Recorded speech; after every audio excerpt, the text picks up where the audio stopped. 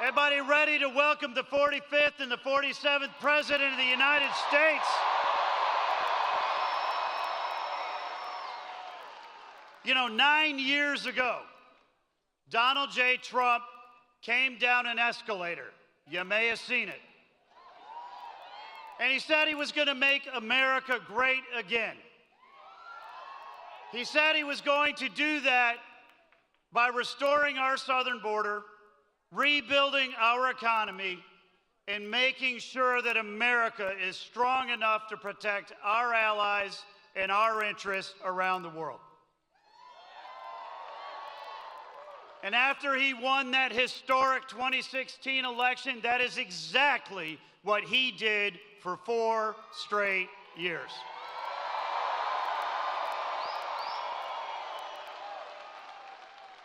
And look at where we are today.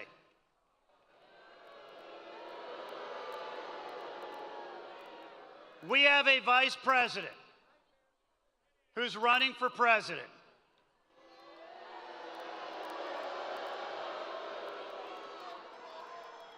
who, as borders are, led the administration to take 94 executive actions to dismantle the most secure southern border that we've ever had and allow 10, 15, 20 million illegal aliens inside the United States.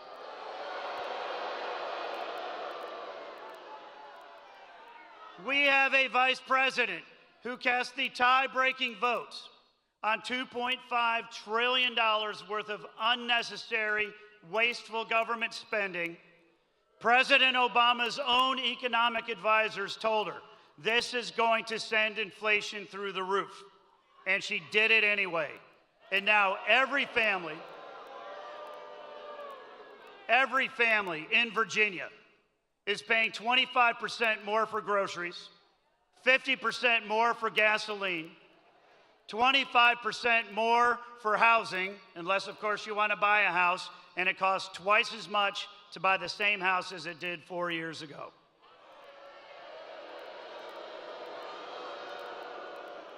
We have a vice president who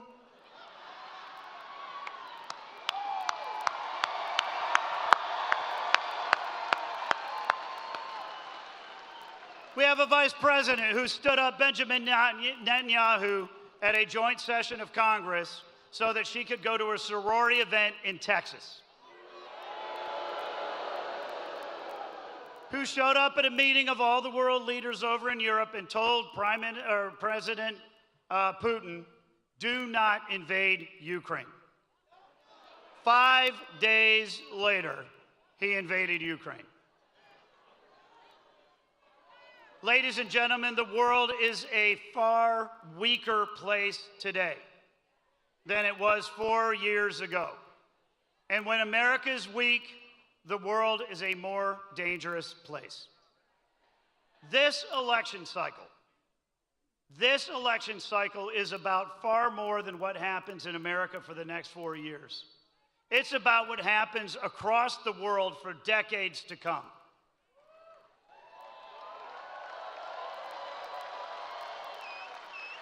And the question that you have to ask yourselves before you go vote is a pretty simple question. Do you want America to be strong, or do you want America to be weak?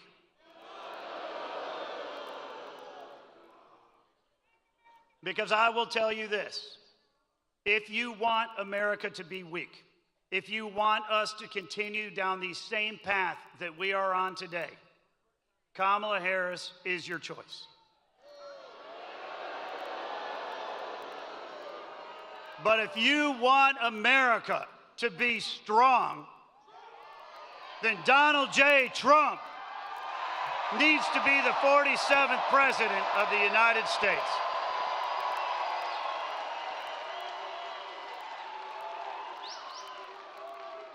So here we are, 3 days away from the most important election of your lifetime. And I got to ask you, how many people have already voted? That's pretty good. How many of you are going to vote on Tuesday? That's pretty good. But it's not enough. It's not enough. We need every single one of you to give us 50 minutes. 50 minutes for you to go out and have 5-minute conversations about this election with 10 people. Friends, family members, colleagues, co-workers, people that you go to church with. Take 5 people, 5 minutes, and we can make this into a movement that is absolutely going to deliver Virginia.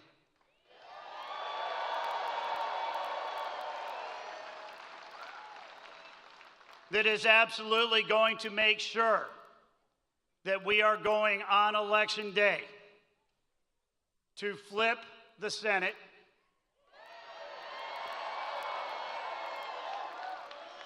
don't forget, when Kamala Harris broke those ties 33 times, she's broke more ties than any vice president in history. Who was the 50th vote? Who was the 50th vote that made it a tie? Tim Kaine.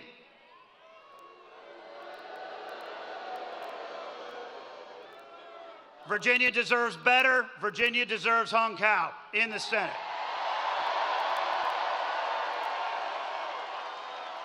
And when you deliver Virginia, we are going to expand our majority in the House.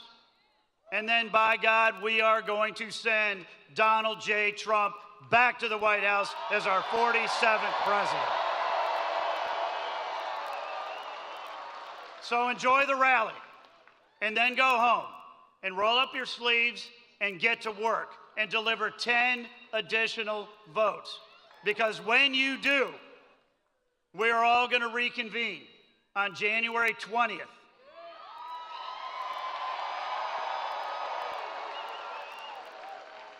And we're going to have Donald J. Trump roll up his sleeves and get to work and make America great again.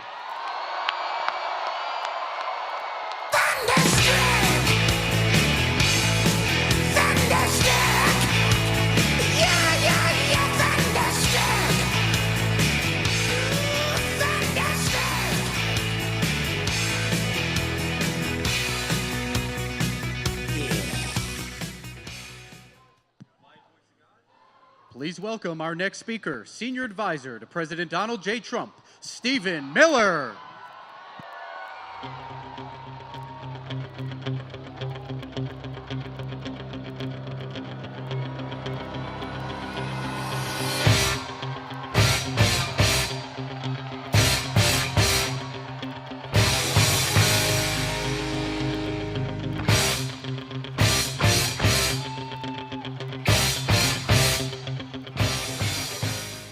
Are we excited, Virginia? This Tuesday, the Commonwealth of Virginia can elect Donald Trump, send him back to the Oval Office, reclaim the White House, and end the last 4 years of inflation, of open borders, of economic misery, of humiliation, degradation, abuse, hoaxes, lies, slanders. You can have your country back. You can have your future back. You can have your state back. You can look your children in the eye and say, we did it. We saved America.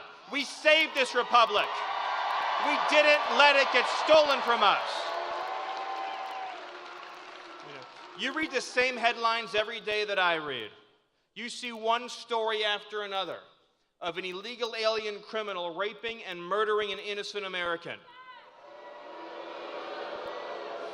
What kind of government, what kind of vice president, what kind of border czar would not just allow but actively import criminal illegal aliens that will assault and violate and murder our citizens? That's not just wrong, it's monstrous, it's sinister, it's reprehensible, it's despicable, it's detestable, it's disqualifying.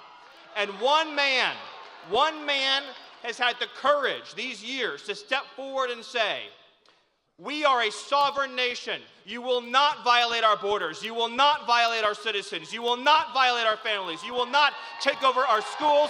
You will not take over our hospitals. we will keep America safe, proud, and secure.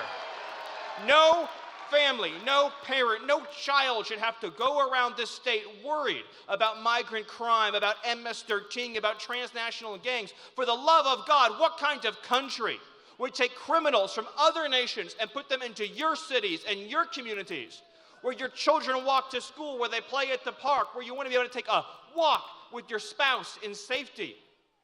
You can have a society that is safe. You can have a future that is secure. You can have a country that prioritizes your own citizens, your own countrymen.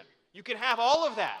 You can have it and so much more. You can have prosperity. You can have wealth. You can have rising wages. You can have incredible breakthroughs in technology. You can have everything you ever dreamed as an American.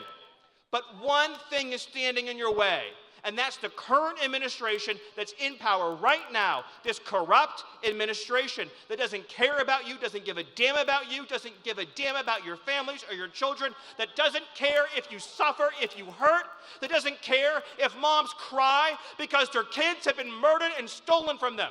They don't care about that at all. They don't care about you or this country, but one man cares about you and your children and your future. And we know that man's name. And that man's name is Donald J. Trump. And so the people of Virginia, the people of this state, you can deliver the justice and the security and the incredible future that we all deserve as Americans. This is a man who didn't back down after the lawfare, after the hoaxes, the slander, the defamation, when they came for his freedom, when they came for his family, when they came for his business, and when they came even for his life, he didn't back down. And if he goes back to the Oval Office, he will fight for you every single day. So I need you to mobilize, energize, and do the work over these next few days and deliver a tsunami of votes in the Commonwealth of Virginia for Donald Trump. Do it for everyone who's been forgotten and left behind. And I promise you, I swear to you, if you leave this arena today and you get your friends, family members, colleagues, and coworkers to the polls, then Tuesday will be the day that America was saved, our civilization was rescued, our children were protected, our country was defended, and America's greatest days will be right in front of us. Thank you, Virginia. Thank you to the patriots in this room. And God bless the United States of America.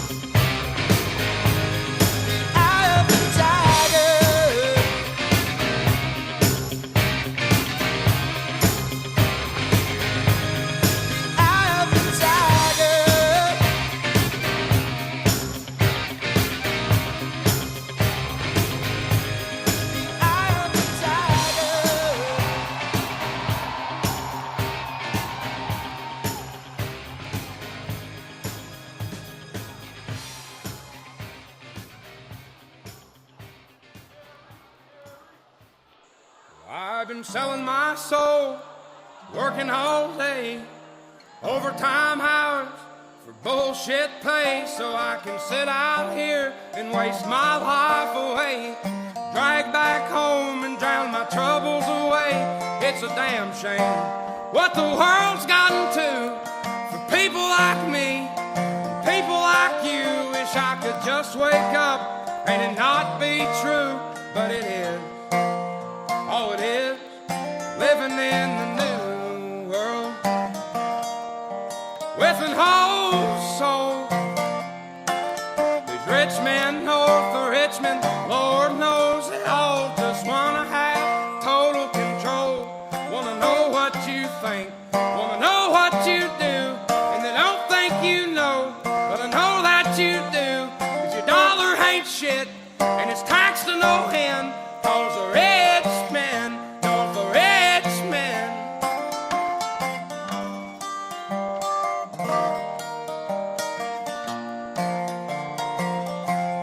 I wish politicians would look out for miners, and not just miners on an island somewhere. Lord, we got folks in the street, ain't got nothing to eat, and the obese milking welfare. Well, God, if you're 5'3" and you're 300 pounds, taxes ought not to pay for your bags of fudge rounds. Young men are putting themselves 6 feet in the ground, 'cause all this damn country does is keep on kicking them down. Lord, it's a damn shame what the world's gotten to for people like me, people like you. Wish I could just wake up and it not be true, but it is. Oh, it is living in the new world with an whole soul.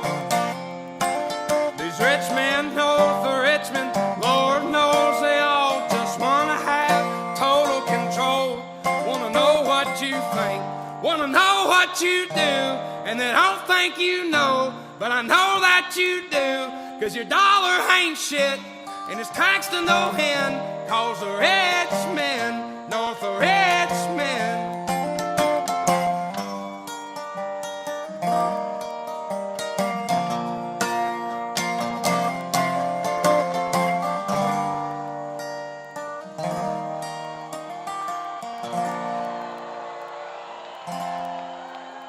I've been selling my soul, working all day, overtime hours for bullshit pay.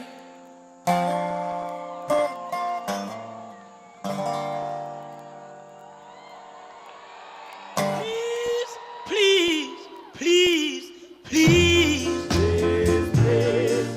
please, please, please,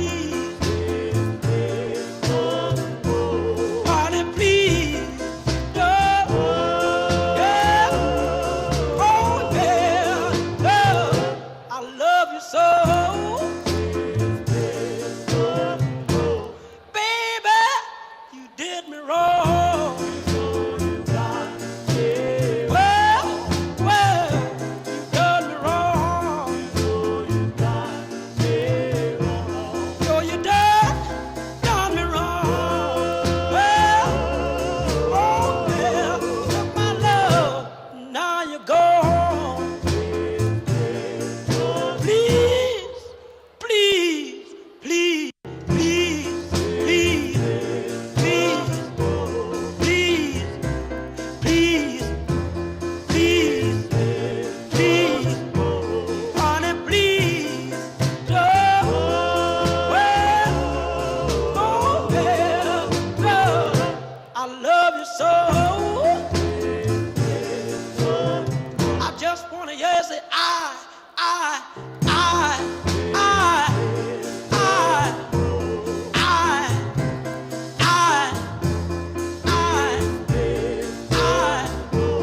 honey, please, don't. Oh yeah, I love you so. Baby, take my hand.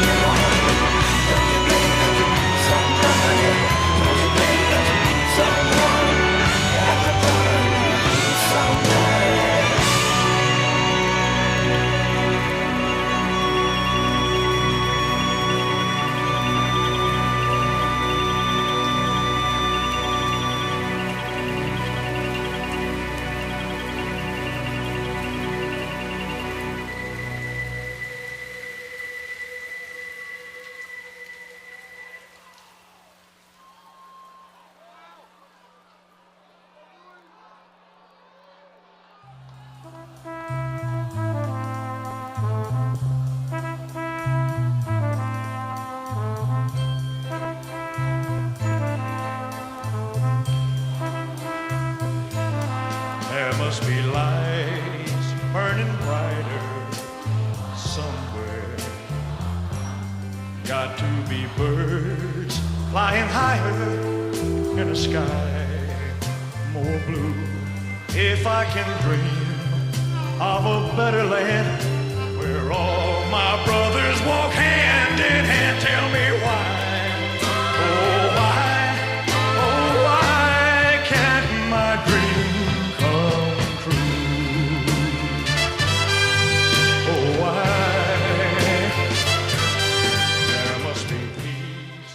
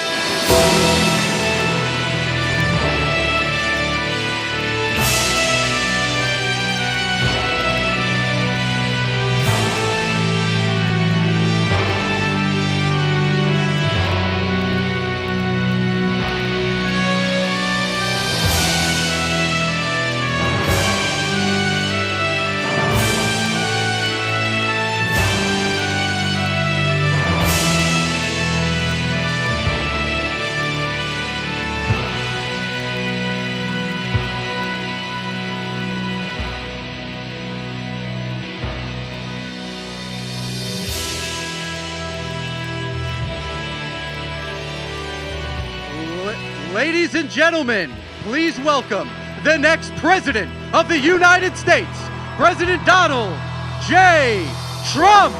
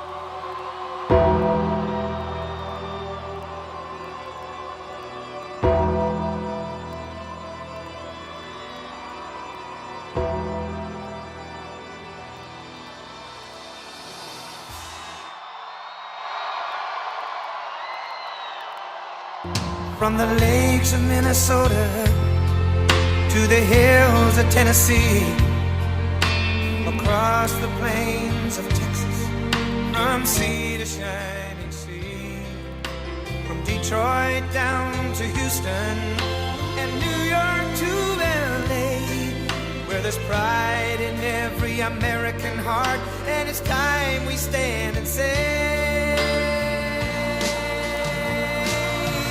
that I'm proud to be an American, where at least I know I'm free.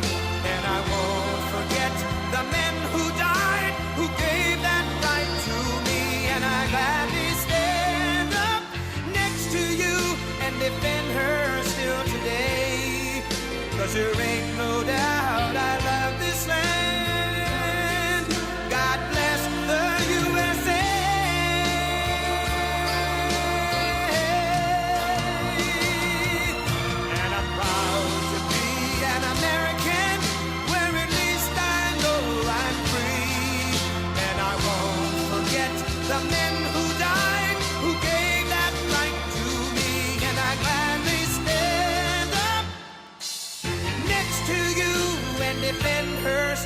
today. 'Cause there ain't no doubt I love this land.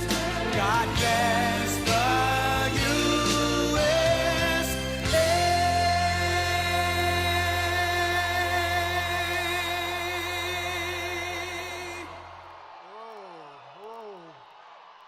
It's a lot of people. This is a lot of people. What's going on with Virginia? What's going on? We're going to win Virginia. You know that. We got to get out and vote. And outside, you have exactly 5 times the number of people. So you're going to win this. We are going to win this on Tuesday. Thank you, Mr. Governor. We're going to win. Thank you very much. You have a great governor in this state. He did a great job, and your attorney general and the whole group. Thank you, Glenn. What a job. So a very special hello to Virginia. I know it well, to put it mildly. And I'm thrilled to be back in this beautiful Commonwealth with thousands of proud, hardworking American patriots. That's what you are. You're patriots. And I'd like to begin with a very simple question for you to answer, if you don't mind.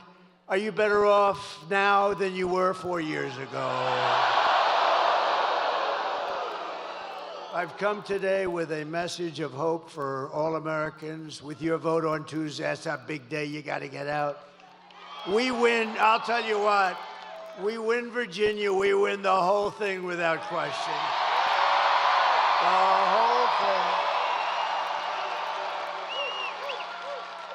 Now, it's very possible that without winning Virginia, we're going to win the whole thing, too. But wouldn't it be cool? Wouldn't it be nice?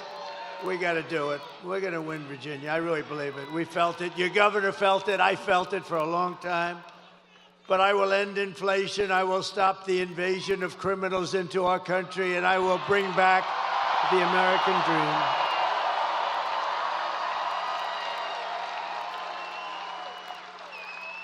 This is all you really need to know. Kamala, a low IQ person, broke it, and I will fix it. I promise I will fix it. Go quickly. It's going to go quickly. They've done a lot of damage, but it'll go quickly. America will be bigger, better, bolder, richer, safer, and stronger than ever before. And this election is a choice between whether you will have 4 more years of incompetence and failure, or whether we will begin the 4 greatest years in the history of our country. That's what's going to happen. And I'm asking you to be excited about the future again. Be excited. You know, it's hard for you to be excited. You watch what they've done to this country. It's hard. Just be excited. It's coming back, and it's going to come back fast. And I'm asking you, remember this, to dream big again. You're going to dream big, and we're going to do some incredible things, because this will be America's new golden age. It's going to be a golden age of America. We're going to get the stupid people out of here as quickly as possible. What they've done.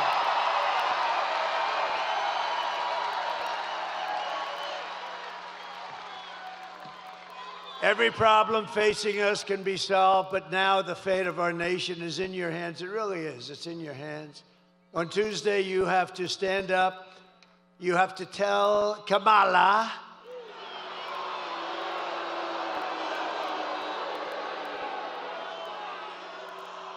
and you can't call her Harris. You know why? Because nobody knows. I mean, you say Harris. Who the hell is Harris? The whole thing doesn't work, so we'll just call her Kamala.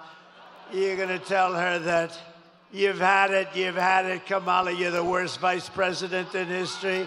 You're terrible at what you do. You've destroyed our country. Kamala, you're fired. Get the hell out of here.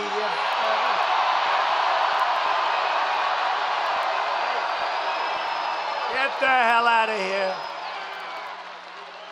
I'm here today in this incredible Commonwealth for one very simple reason, because I believe we can win Virginia, and that would be unbelievable. And working with your governor, we will get MS-13 the hell out of your communities. You're loaded up with them. We're loaded up. They don't want to touch them. We're going to touch them. Going to get them out. We're going to have ICE all over the place. You know what ICE is? You know what ICE is? They're very tough people that love our country. And if you don't have very tough people, you're not getting MS-13 out anytime soon. No, ICE doesn't mind. ICE is like MS-13 is their cup of tea. We will cut your taxes, create millions of jobs, fix your schools, stop the indoctrination of your children, and we will not let them try to change your kids' gender. No, you will not be doing that. We won't be changing your children's gender with their transgender craziness. And we will protect parents' rights, and we will protect school choice. You're going to have school choice here. School choice. And we'll bring back an education system based on merit. Don't forget, our Supreme Court gave us in a very great ruling a decision that we're actually allowed to use merit again, merit, so that if somebody works hard, they do well. They work so hard and do so well. We actually have a merit-based country again. Can you believe it? Isn't that nice? And we will, of course, keep men out of women's sports, I promise.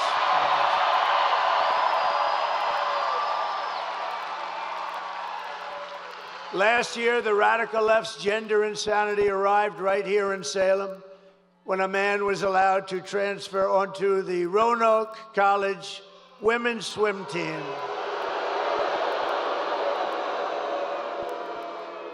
And I just met them backstage, the great swimmers. I didn't notice a male on that particular team. I didn't notice a male on that team.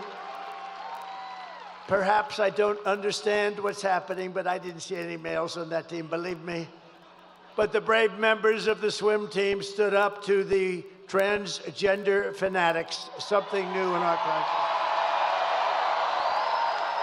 And those strong, and I would say beautiful, but I'm not allowed to use that term anymore with women, because if you say beautiful, it means the end of your career in politics. You're not allowed to say a woman's beautiful, so I will not tell you how beautiful they are, but they are beautiful.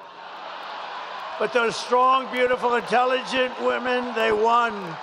They won. And today we're joined by 7 of the great members, really championship, incredible swimmers of the Roanoke College women's swim team that have gotten a little publicity. They've gotten more publicity than I have. What the hell's going on here? Including team captain Lily Mullins, a real champion. Come on up. Come on up, ladies.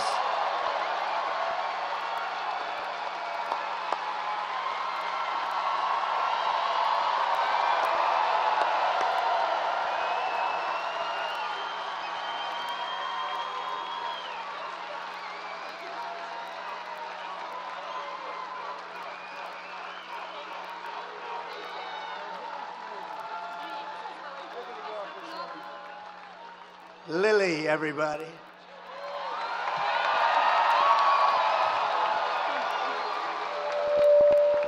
Sorry. Thank you so much, President Trump. As female athletes especially, we know that men have an inherent advantage over women in sports. And due to current policies, though, men are competing against women of all ages in all sports. Joe Biden and Kamala Harris have advocated for and pushed for this anti-woman sex-based discrimination to continue all over this country. And point blank, it's unfair. So I would like to thank you, President Trump, for standing with women and promising to protect the rights of all of us.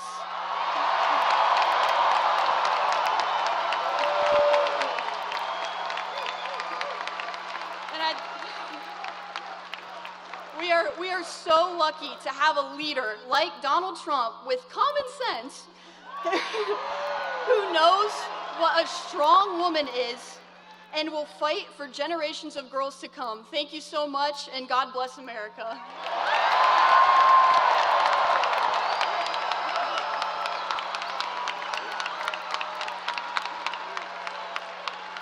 What a good job. Thank you, Lily.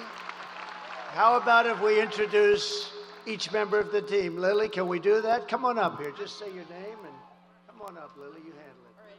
So I'm Lily Mullins. Where are you gonna go? I'm Kate Pearson. I'm Katie Blankenship. I'm Juliana Morrow. I'm Hallie Shart. I'm Susanna Price. And I'm Carter Satterfield.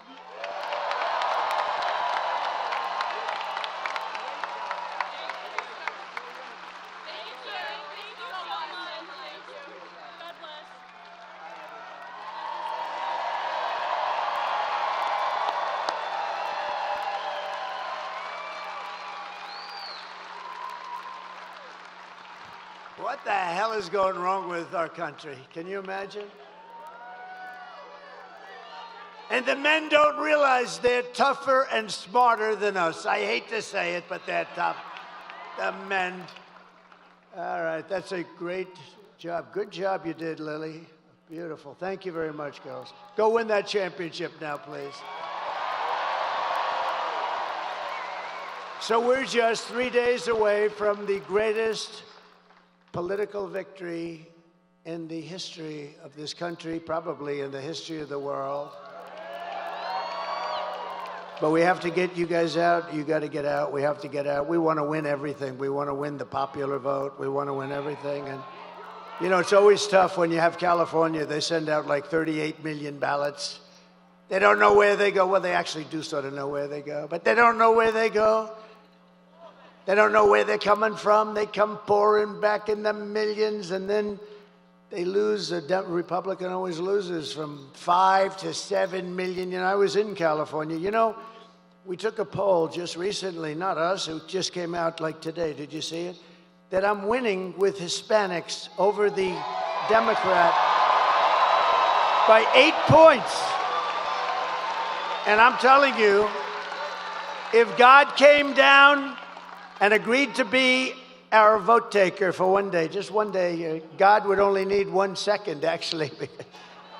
If he came down and he was going to be our vote taker, meaning if we had an honest election in California, we would win California.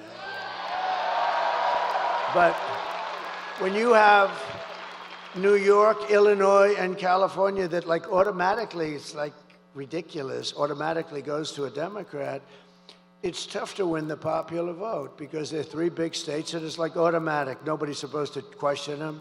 You have Gavin Newsom, who's a governor of California. And he just signed a bill.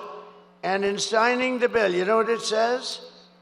If you're an official, if you're anybody, you are not allowed under any circumstances to ask whether or not somebody has voter ID. If you say, "Let me see your voter ID," you are criminally liable.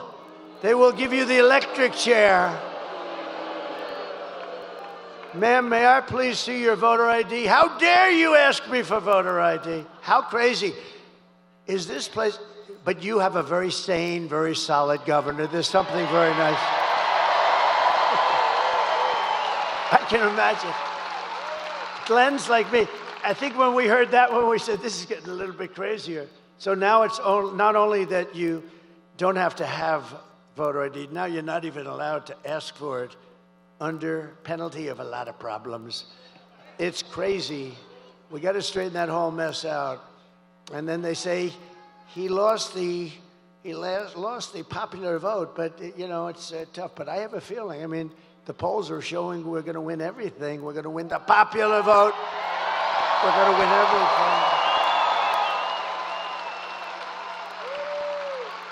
And I'd love to win the popular vote with them cheating. You know, let them cheat because that's what they do. They do it very well. They're very professional. But I think we have a really good chance to win the popular vote. And I think things are going to be very interesting. It's going to be one of the most interesting days in the history of our country. And it's going to be the most important election in the history of our country. And if we win, which we should, because we got a big lead. This is like Lily. She's swimming and swimming, and she's 10 yards advanced with about 5 yards to go. That's where we are.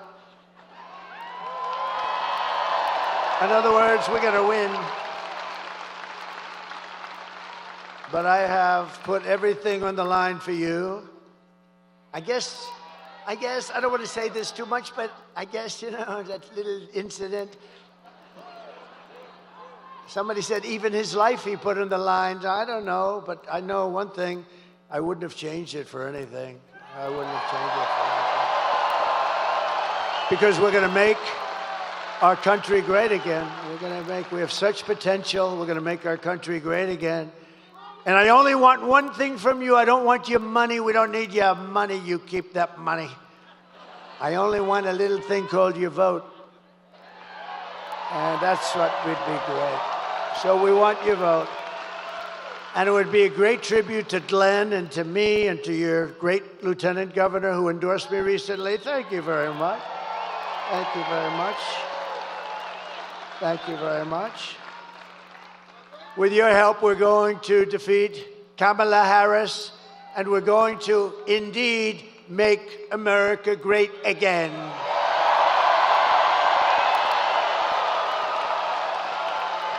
So yesterday was a big day. I can't believe this happened.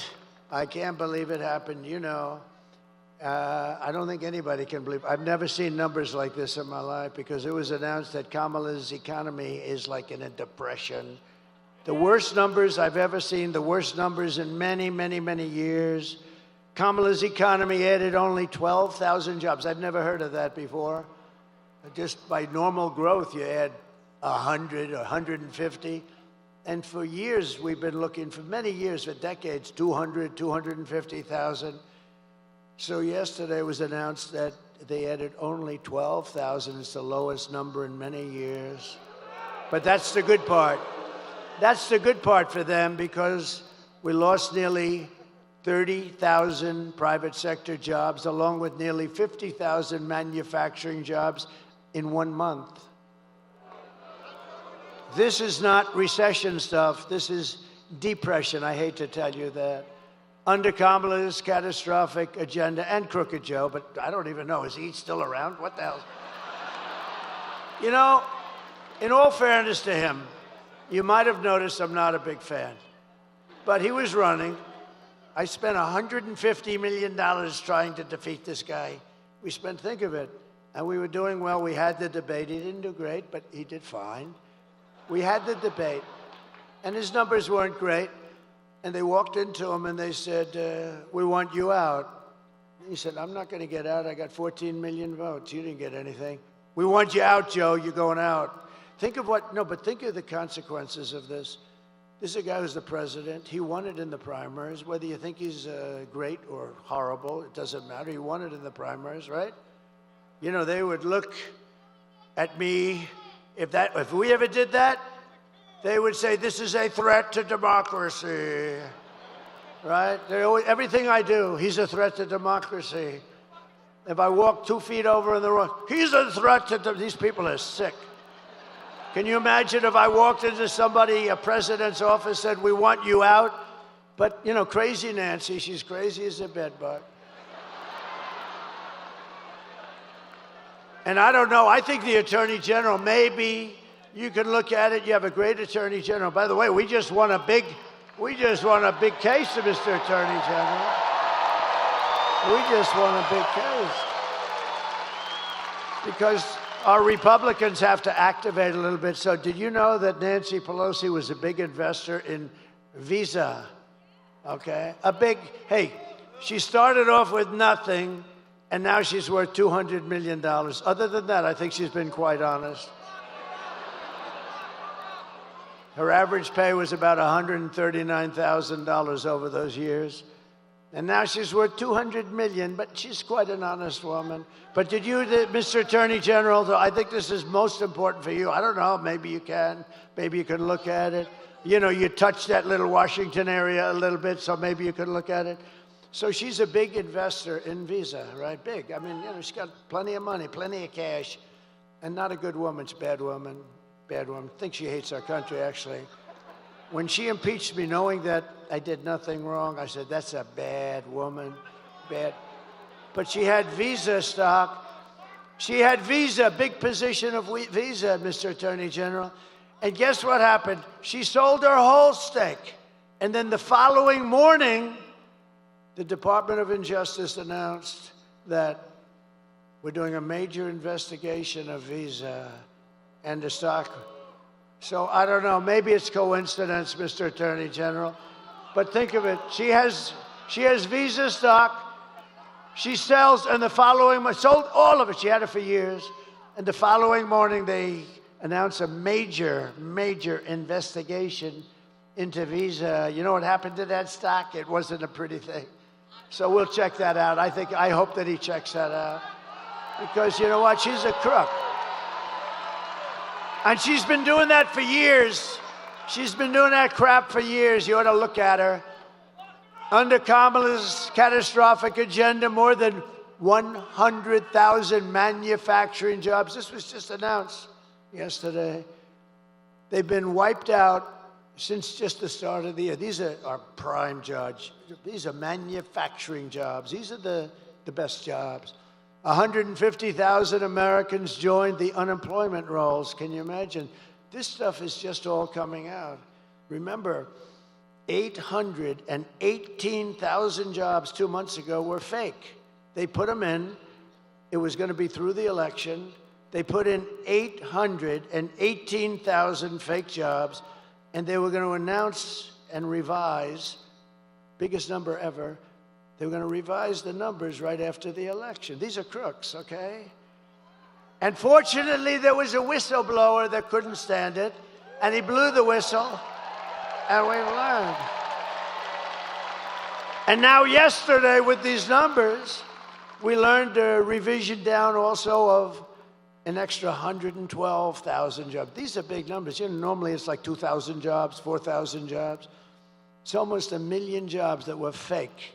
These are fake jobs. That's why they call him Crooked Joe, I guess, right? Crooked Joe Biden. And so all of these jobs, and all of it was going to be announced right after the election. Could you imagine? You run in the election, you lose, and then they announce that they just screwed you for 1 million jobs in order to look better. And this is what we're dealing with in our country. This is what we're dealing with. 818,000 plus 112. Nearly 250,000 people dropped out of the labor force this month. How about that? That's like a depression. I never wanted to be Herbert Hoover, honestly. They say, who's your favorite president? I give them names. And I do like Ronald Reagan, right? I liked him. But they say, who's your favorite president? I tell you, he could have been a little tougher on trade, frankly. I would have liked him even better if he was tougher, because we are tough. You know, China paid us hundreds of billions of dollars in taxes and tariffs. No other president got 10 cents from China. Hundreds of billions of dollars. But I always said I don't want to be Herbert Hoover. I refused to be Herbert Hoover. That was a bad one. He was the president, and we had the Great Depression. You could end up with the Great Depression right now, the way that's going. Nobody can believe the numbers. Everyone was shocked. I was shocked. I heard it, and I said, oh, you know, TiVo, one of the greatest inventions in history, right? TiVo or its equivalent. Now they're going to use me in a damn ad. I got to be careful. You cannot use that for ad purpose. No, TiVo or its equivalent. You know, you just play it back. I said, oh, I must have misunderstood it. 12,000, and we lost hundreds of thousands of jobs. We cannot take 4 more years of these incompetent people running our country. And a statistic that's really terrible is 100% of all net job gains in the past year. In other words, all of the gains, you know where it went? To migrants, 100% of the gains. And the other stat that you have to see, and if you are an African American, you're not going to be happy with these numbers, but African American jobs have been decimated by the people that are coming into our country illegally, and they refuse to give the numbers. The fake news, look at all of that fake news. That's a lot. That's a lot. They must have heard that your governor is going to be here.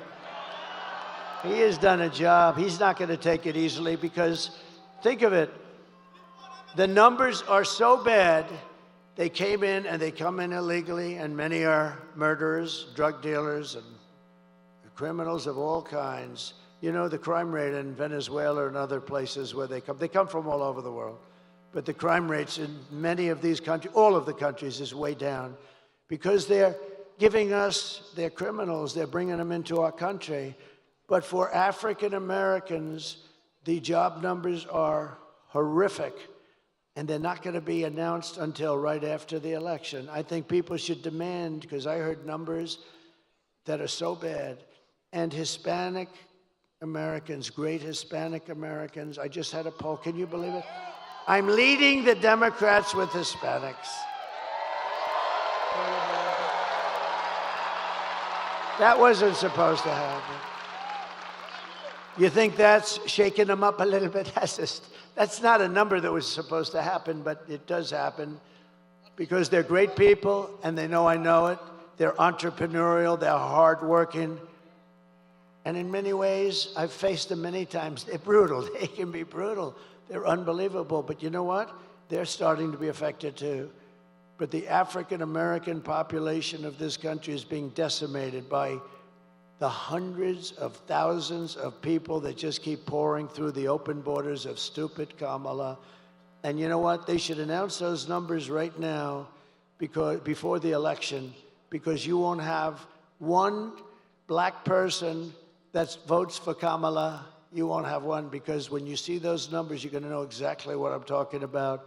That's just like they didn't want to announce these other numbers, but they had the whistleblower. Maybe there's going to be a whistleblower for what's happened to the job markets for hardworking, wonderful black people that have had jobs, for years, for 20 years, and they have houses with mortgages on them and everything else. And what the hell's going to happen to them? So you ought to take a good look at what they're doing, because they're holding those numbers because they want to get the election over with. And I don't think it's going to matter. I think we're going to win anyway.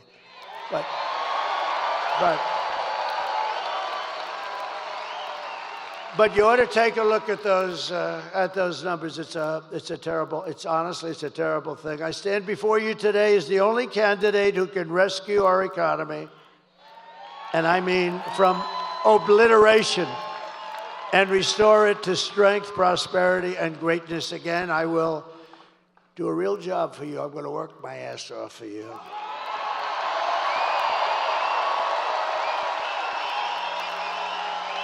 And I didn't need this.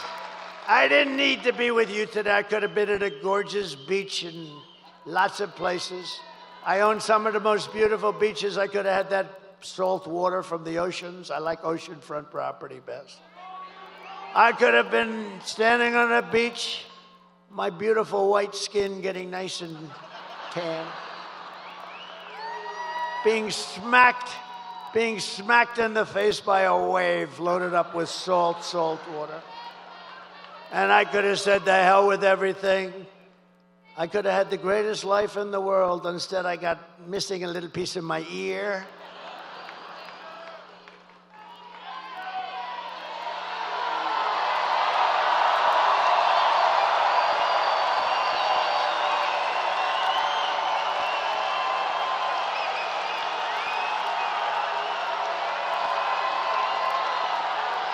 Thank you. Thank you very much. Thank you very much. Thank you very much. That's nice. That's nice. I like these people, Glenn. I tell you, I like these people. These are great people. These are great people.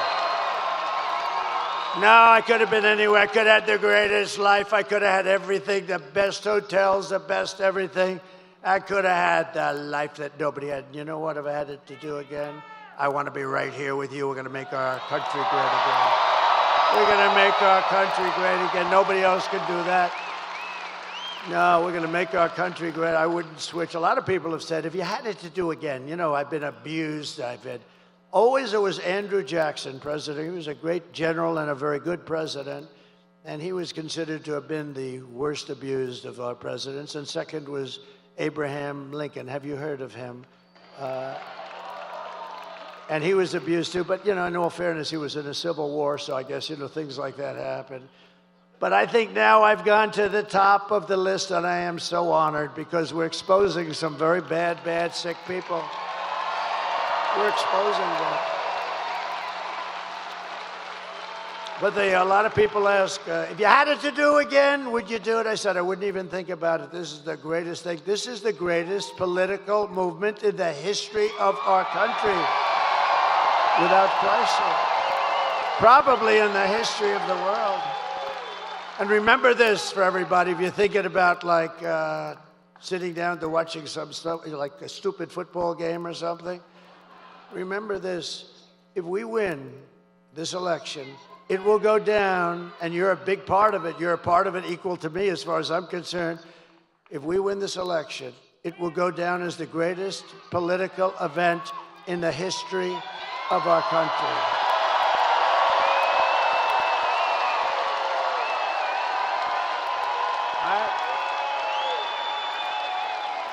If my opponent knew how to fix the economy, it would already be fixed, right? Why didn't she do it? You ever see where she gets up and she says, we're going to do today she had a new thing.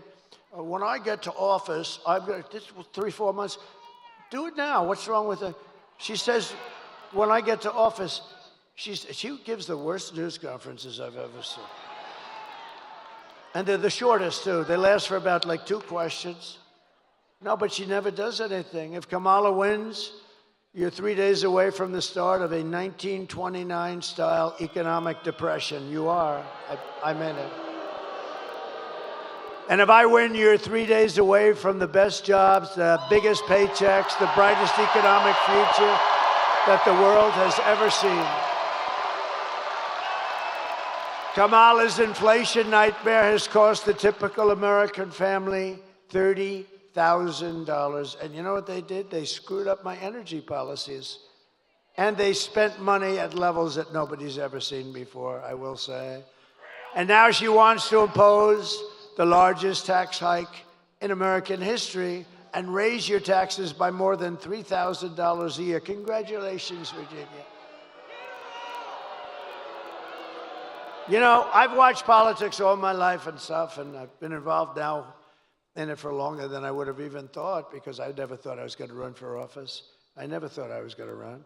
And then one day I looked at how stupid everything was, because we are now, you know, really, it's not like conservative, liberal.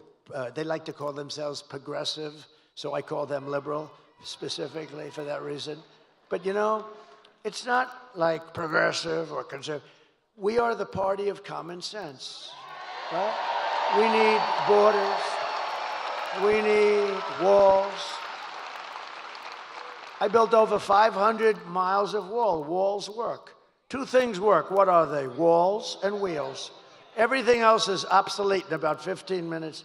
They come up, sir, I have a new computer. Look at this. Oh, I say, that's beautiful. You get it? And about 3 weeks later, it's obsolete. Speaking of computers and brilliant people, Elon Musk, how good is he?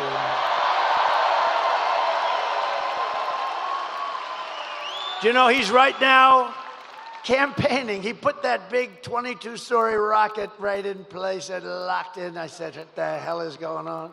I saw it take off. It was a beautiful white. I saw it landing. It was all burned to a crisp. Well, that's what you get when you travel at 10,000 miles an hour, I guess. They tell me the metal gets a little bit hot. It sort of burns the hell out of the paint. But he did something, because he's a friend of mine, but he gave us the greatest endorsement that you've ever heard. He said, our country, if Trump doesn't win, our country's not going to make it. We also got a great endorsement, the best from the Border Patrol. They gave us,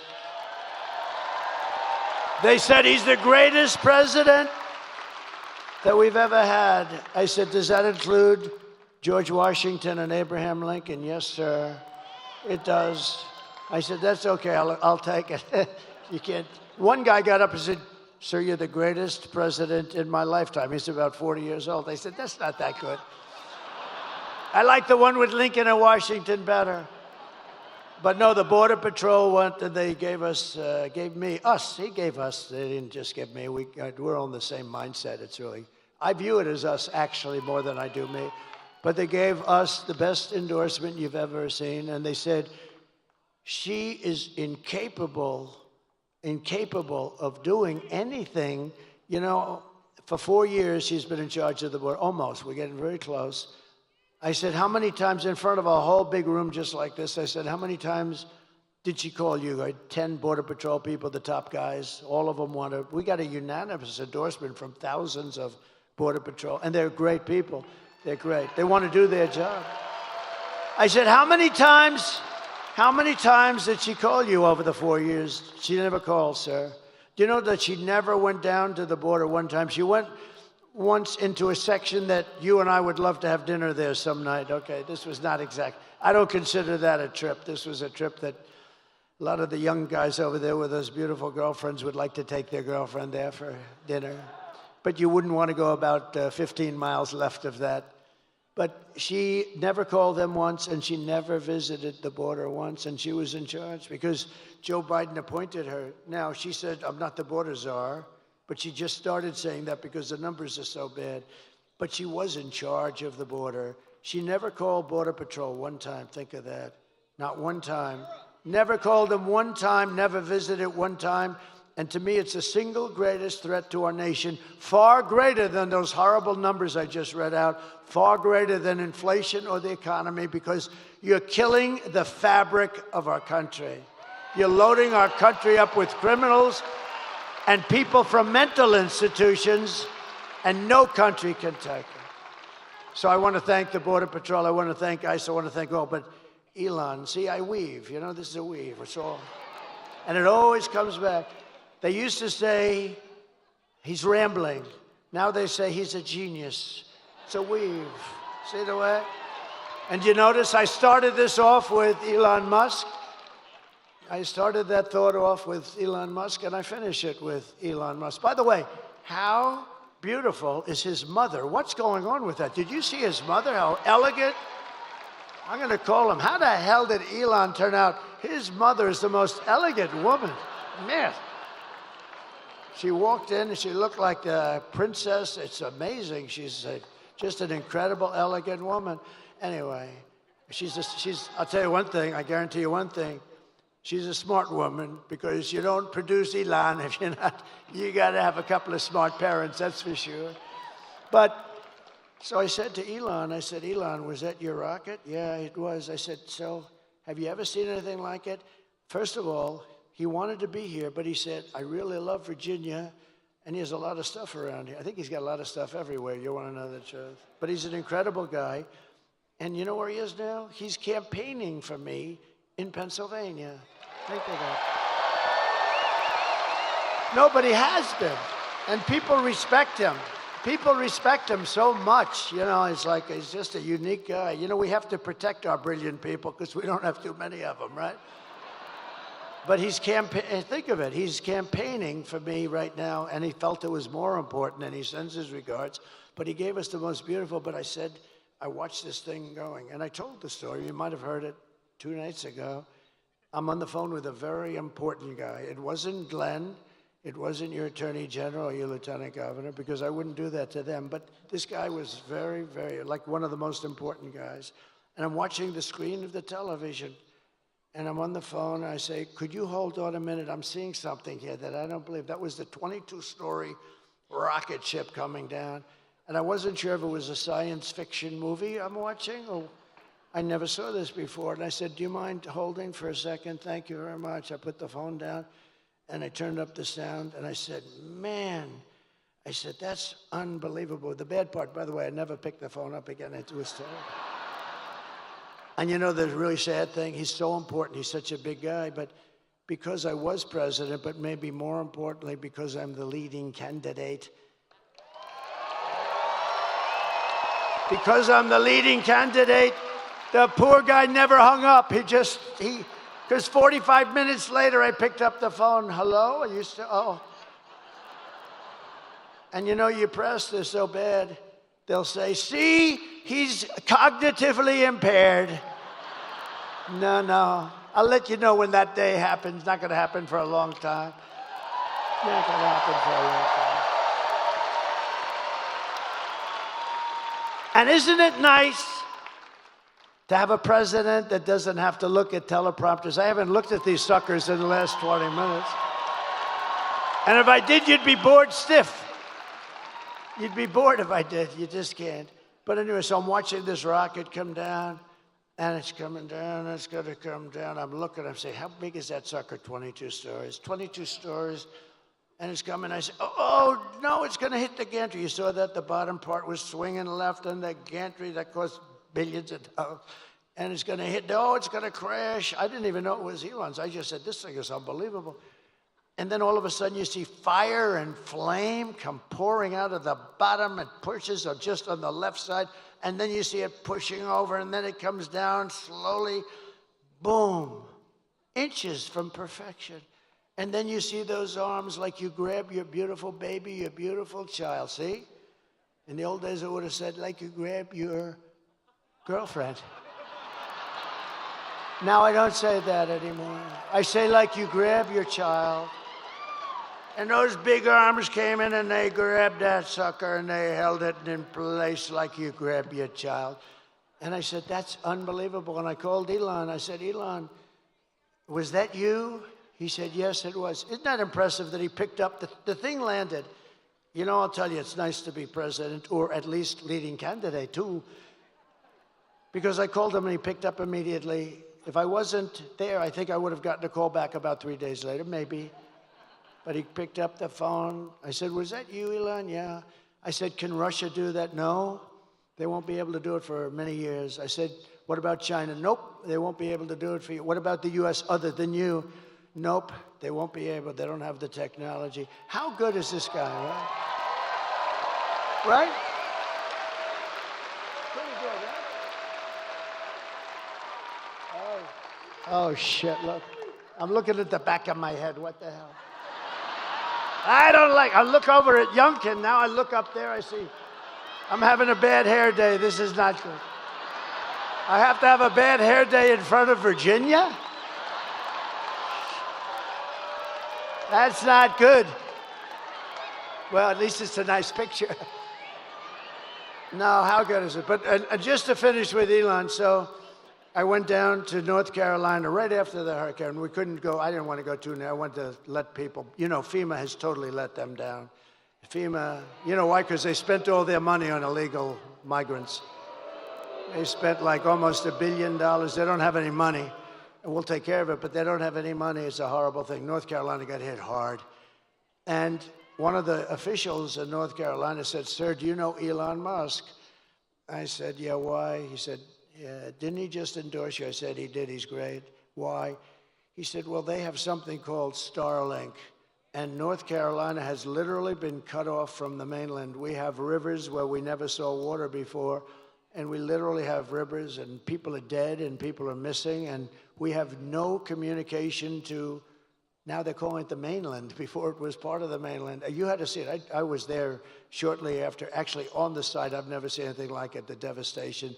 Massive trees are just ripped out like they're toothpicks, and houses, the foundations are pulled out, everything's pulled out. I've never seen anything like it. And wide, too. You know, a hurricane goes this way and narrow, but this thing was just like a hurricane, but it was, you know, hundreds of miles wide, but the worst section. And I said, why, what do you need with Elon? He said, he has something called Starlink. I said, well, I said, what do you want? He said, we desperately need it in North Carolina because we have no communication and people are dying and we're missing and it's a disaster. We have, because all the poles were ripped down, the wires are all lying all over the ground dangerously.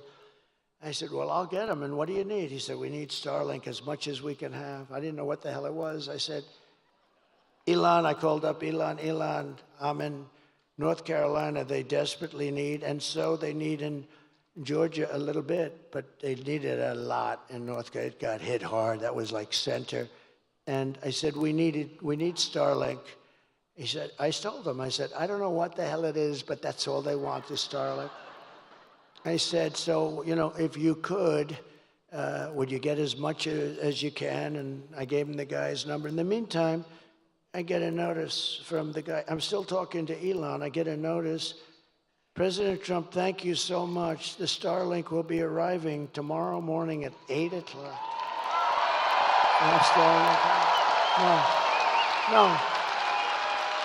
No, but here's the point is, I wasn't even off the phone. So I'm talking to him, and I say, Elon, I just got a notice that Starlink is going to be arriving, but I'm talking to you on the phone. How the hell did you do that? He said, well, I have a very unusual way of communicating. I mean, I don't have to waste a lot of time on small talk, he tells me. I said, that's good. No, is that the coolest story, though? So anyway, they got the Starlink, and it was a lifesaver. I mean, he's a great guy. We need our brilliant people. And another brilliant person, and this is not easy for him, because they've been Democrats for about 5,000 years. RFK Jr., right?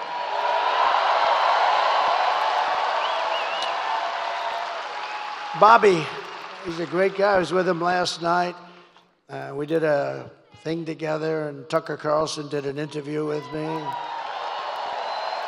And it was great. And Joe Rogan did an interview. That was great. Yeah. Good people. They're great people. They're great people, smart people. Like, we need our smart people. We have to protect our smart people, don't we? But Bobby's going to be working on the food and the pesticides and all of the things to make it healthy. And I told him yesterday, I was with him in the plane, I told him, Bobby, look, here's the story. You can work on food, you can work on anything you want. He wants health, he wants women's health, he wants men's health, he wants kids, he wants everything. I said, here's what you can't touch, Bobby. You can't touch our liquid gold. I'm handling that. We got more than anybody. And Bobby, we cannot, that's the only thing, Bobby, you got to leave that to me. We're going to make so much money. We're going to pay off debt, reduce your debt. We got more liquid gold than Russia, Saudi Arabia, Bobby. So have fun with pesticides, but the liquid gold you have to leave with me. We'll do very well. Nice, clean energy. We're going to give you so much energy. But we have a lot of people. We have all these endorsements. Tulsi came in. She actually just turned Republican. Tulsi Gabbard. We have, Brett Favre. How about Brett? No, how nice was that? I was in Wisconsin. Brett Favre, he's a great guy. He has a hand, but he was a great guy. But that was a big one yesterday. It was something that was really nice. Hard for athletes to do it, as I said. But I will massively cut taxes for workers and small businesses, and we will have something called no tax on tips, no tax on overtime, and no tax on Social Security for our great seniors. And to lift up American families, I will protect and expand the child tax credit that we already created. And I will support a tax credit for family caregivers who take care of a parent or a loved one. Do you know? They're not spoken about. Angel moms and angel wives, a lot of great people. But you know that if they didn't exist, they take care of their son who may be horrifically wounded in an accident or in war. That if we didn't have these angels, I call them angels, they're all angels. If we didn't have these people, you could build your hospital system 3 times bigger and it wouldn't be big enough. The money that they save us and the incredible credit that they give, the care that they can give is something that's unbelievable. And I just think, we have to acknowledge it, so we're going to do a nice big credit for them.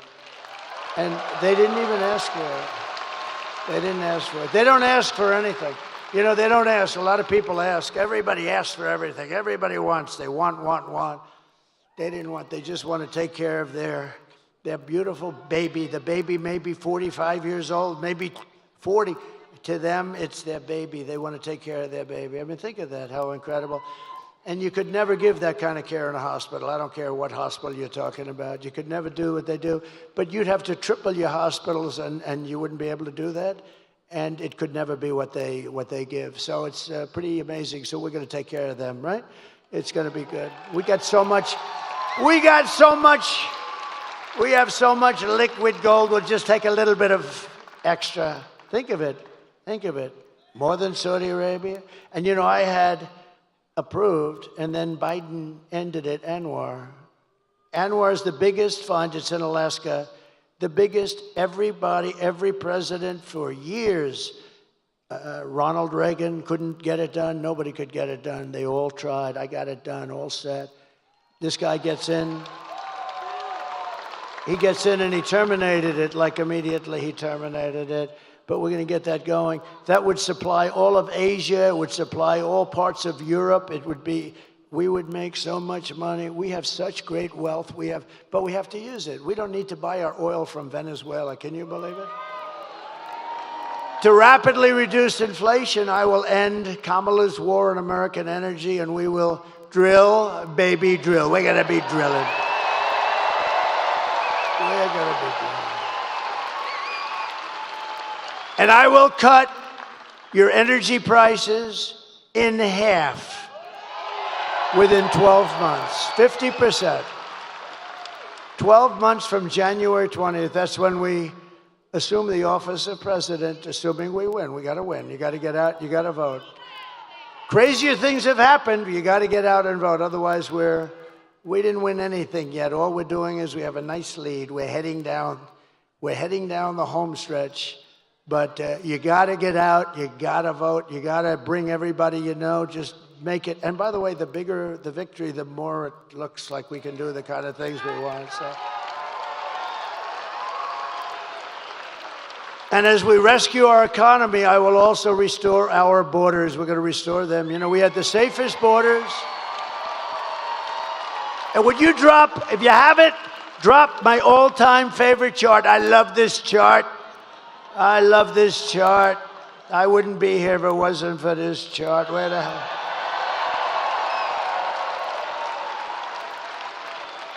I love it. I go to sleep with it every night. I hug it and I kiss it. My wife says, "What the hell are you doing with that damn chart?" No, if I didn't turn to the right, I wouldn't be talking to you. And I go, bing. That chart was over there. It's always on my left. Tonight it's on my right. But it's always on my left, and it's usually at the very end, not the beginning, and it was like in the first paragraph, first sentence. And I said, let me see the chart. I was talking about how well we did with illegal immigration, and that's what came down. I looked to the right. If I didn't look to the right, I wouldn't be looking at you at all right now. So it was pretty amazing. So I love that chart, but. So if you look at the arrow on the bottom, that's when I left office. That was the day I left office. That was the lowest in the history of the border illegal immigration. That was the lowest point. We had the border fixed. It was so good. All this stupid person had to do is leave it the way it was. We had remain in Mexico. You couldn't come into the country. We had catch and release into Mexico, not into the U.S. We had everything perfect. And then they decided to just blow everything up. It was so sad. You think it was easy to get remain in Mexico from Mexico? Not that easy. Although they were nasty, but I was much more nasty. And they agreed. Tijuana was probably the fastest growing town in the history of the world. Tijuana was growing at levels that nobody's ever seen anything grow, and it was all in Mexico. They couldn't, and by the way, they couldn't get by. You know why? Because I built the wall. So, but that chart tells you. And look what happened as soon as I left. It looks like an Elon Musk rocket ship. Look at that. It went from the best numbers in history to the worst numbers in history. And all of those criminals started pouring in. There were criminals, massive numbers of criminals. And I said that was going to happen. I know all the guys that head all those countries, but it's much more than South America. It's from all over the world. But I know all those guys. They're very smart. They're very street smart. They're very savvy. They're like your governor. They're savvy.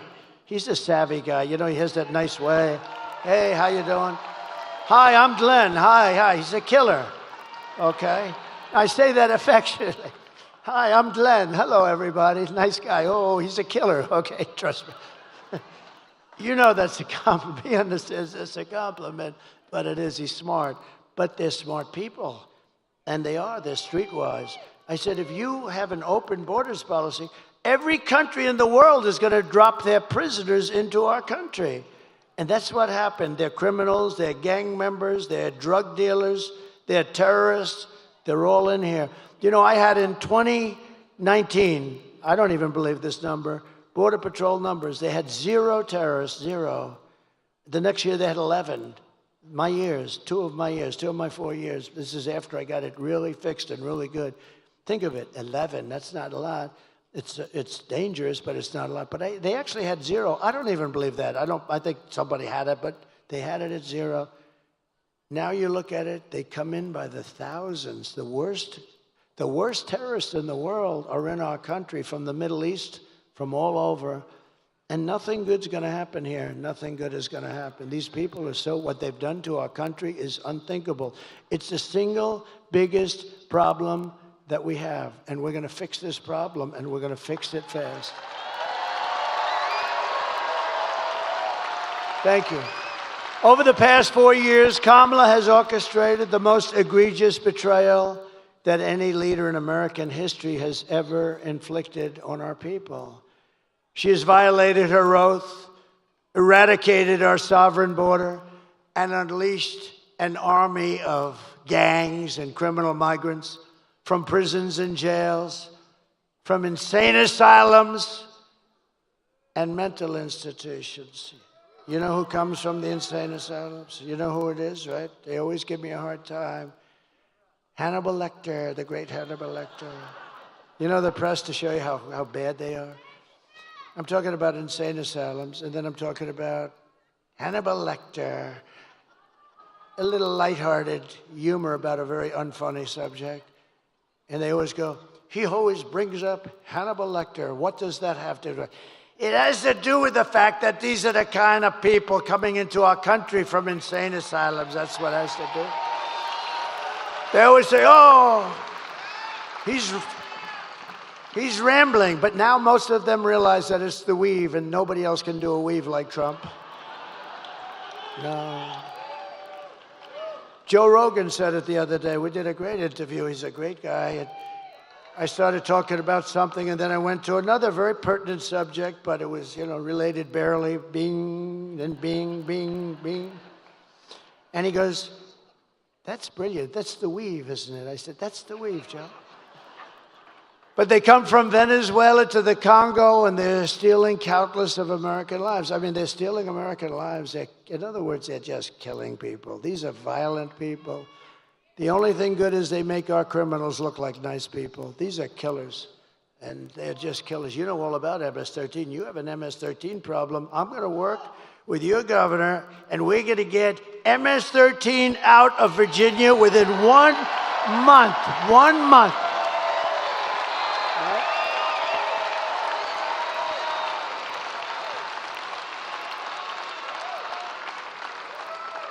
And you know what? She wants to defund ICE. Think of that. She wants to defund. If we didn't have ICE, I couldn't make that promise. I'll get them down here in force. They're going to clean out this state, and we're going to get them the hell out of here in 1 month. But today I want to hear directly from a mother, and I'd like you to just listen, because this is such a sad thing. This is brand new from a couple of days ago. And the people that I was in a room of people when they first put the tape on, because you have a lot to choose from. There's so much crime. It's so much horrible crime with the migrant crime. I call it migrant crime.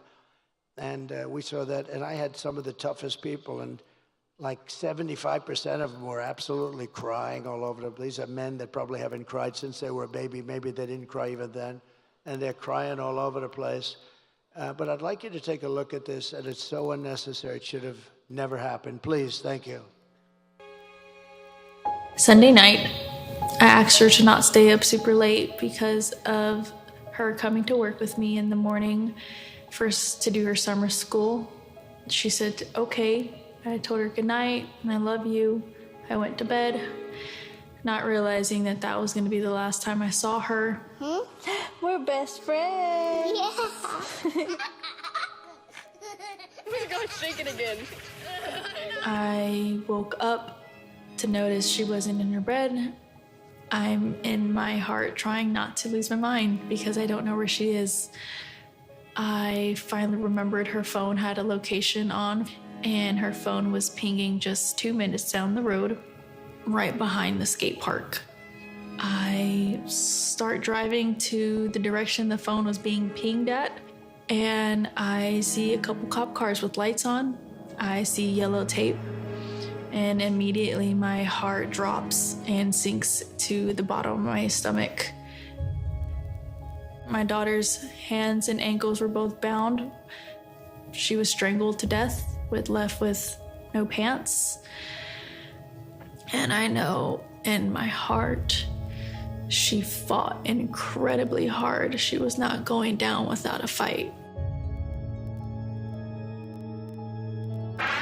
We begin with two men we're learning are charged with capital murder tonight, accused of killing a 12-year-old girl. Police say these men strangled her before dumping her into that creek. Both men were in the country illegally. Apprehended, then released by Border Patrol less than 3 weeks before Jocelyn's death. The men accused of killing Jocelyn Nungare are affiliated with the gang known for brutal violence. Kamala Harris was in charge of immigration in our borders. If we had better border policies and not open borders and not these catch and release policies, I truly believe this all could have been prevented. Under her being vice president of this country, my daughter's life was ripped away from her. She had her entire life ahead of her. Happy birthday, dear Jocelyn. My daughter is 6 feet in the ground based off of policies that she allowed to keep. Kamala Harris did have one job, and she not only failed, not me, she failed my daughter. She failed Jocelyn. You know, she was only 12. President Trump reached out, gave me his sincerest condolences as not a former president, but just as a father, someone who cares. I believe Donald Trump needs to be back in office. I can at least know that my next child will be safe in this country.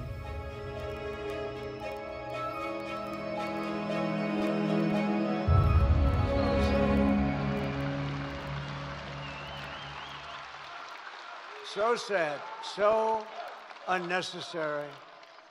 Would have never happened if you had, like the chart shows you, would have never happened. What a sad, sad situation. Here today is another American mom, Tammy Nobles, and her wonderful husband, Jeremiah. 2 years ago, Tammy's 20-year-old daughter, Kayla, was found raped, tied up, and strangled to death with a telephone cord in her home in Maryland. Kayla's murderer was an illegal alien, MS-13 gang member who was apprehended by Border Patrol.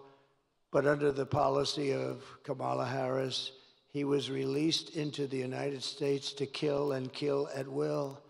Tammy, please come up. Thank you.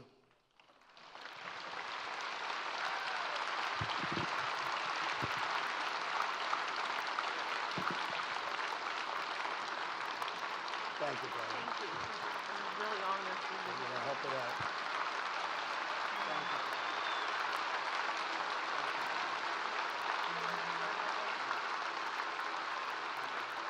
I would like to take this opportunity to thank President Trump for inviting me here today and bringing Kayla's story to all of you.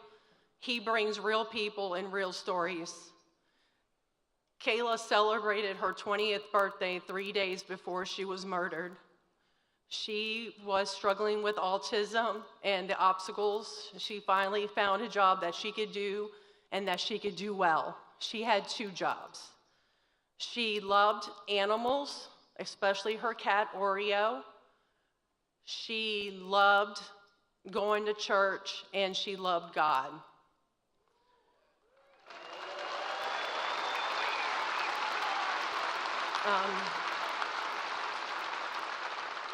Department of Homeland Security did not do their job.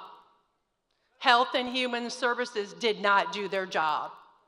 The Biden and Harris administration did not do their job. If they would have made that one phone call to El Salvador to know that her murderer was an MS-13 gang member and had a criminal record in 2020 for illicit gang activity, my daughter would still be alive today, and he would not have been allowed to even cross this border.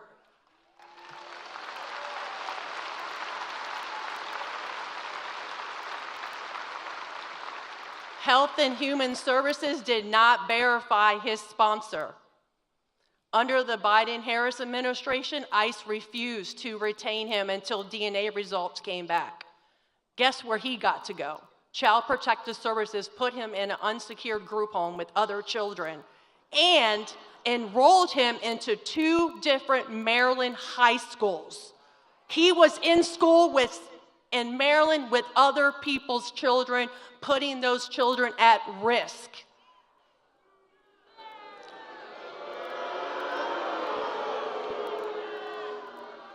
I am Kayla's voice. For those that have not voted yet, please think of Kayla and the countless others who lost their lives to an open border. Thank you.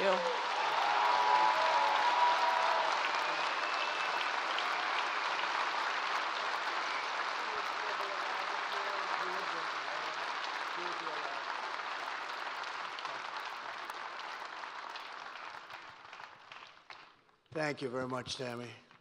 So many said, well, we're gonna do that.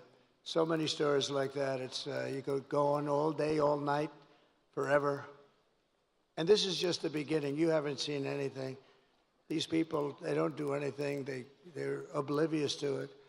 They don't even treat the people that have been so badly hurt. They don't even call them. They don't talk to them. They couldn't care less. It's incredible, actually. I don't get it. Nobody gets it. But we will hold Kayla's memory in our hearts forever. It's a story like so many other stories. And many different forms of crime. There's gang crime taking place. There's crime that we've never seen. There's some crimes that we've never seen anything like it. They run over people on the sidewalk for sport. See that guy? I'll run him over. Watch. These people are sick. We just can't have a country like this. When you vote on Tuesday, vote in honor of Kayla and Jocelyn and Laken Riley and Rachel Morin and every American who has been stolen from us by Kamala's open border. The day I take the oath of office, the migrant invasion ends and the restoration of our country begins.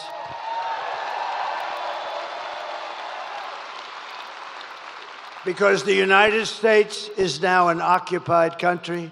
Think of this. Think of this. With the United States, we're an occupied country. This is all over. This is in small towns. Look at our beautiful Ohio.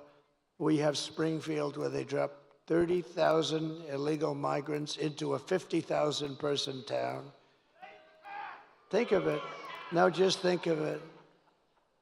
But it will be an occupied country. We will not have this no longer, and that's gonna happen very soon. We're gonna get them the hell out of here and fast.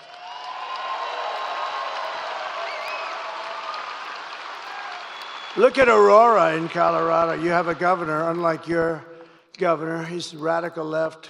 He's a lunatic. He's petrified because you have one of the toughest gangs in the world there, and they're taking over large swaths of Aurora and other places in Colorado and all over the country. November 5th, 2024 will be Liberation Day in America. It's going to be liberation. On day one, I will launch the largest deportation program of criminals in the history of America. I will rescue every city and town that has been invaded and conquered, and we will put the vicious and bloodthirsty criminals in jail or kick them the hell out of their country. We're going to get them out of our country. And to expedite removals of Tren de Aragua. This is said to be the most vicious gang anywhere in the world, although I think MS-13 gives it an awfully good shot. And other of these savage gangs, I will invoke the Alien Enemies Act of 1798.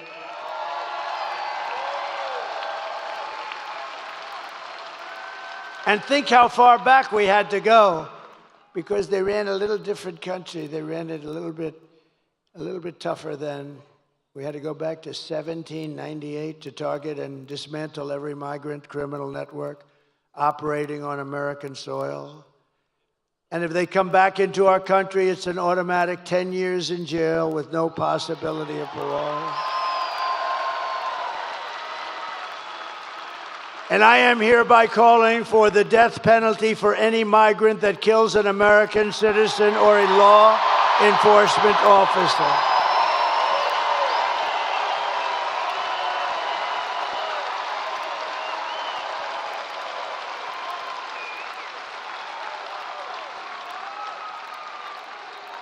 And we are going to protect our law enforcement officers. They protect us. They protect us, and we're going to protect them. We're going to protect them. And I will immediately ban all sanctuary cities in the United States of America. And despite all of the damage that Kamala has caused, she has spent the final week of her campaign comparing her political opponents to the most evil mass murderers in history. That's us. She compares us. Then, sleepy Joe Biden called our supporters garbage. Called you, me, all of us. Garbage. We're garbage.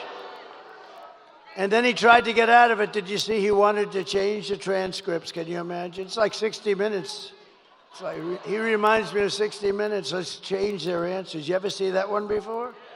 She gave a bad answer. They took the answer out and they put another answer in. They haven't done that for me. But because I think it'll make you happy, I'll tell you right now, we just sued them yesterday for a lot of money. Because we consider it to be, Mr. Attorney General, election interference fraud. We have a good case.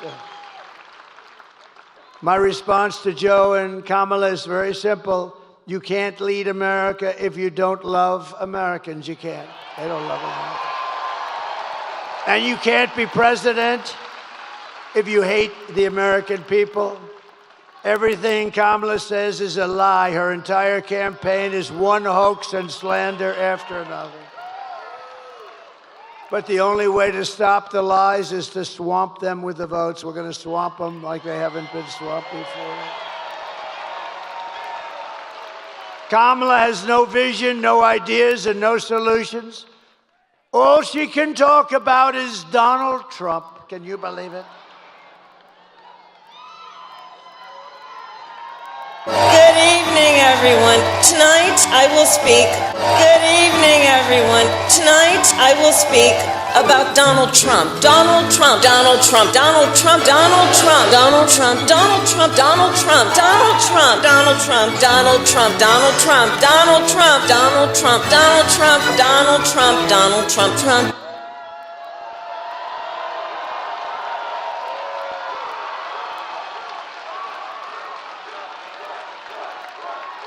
That was the other night. That was 2 nights ago. She's supposed to be talking about economic development, which she knows nothing about. She kept saying, Donald Trump this, she's crazy. She has got a massive and untreatable case of Trump derangement syndrome.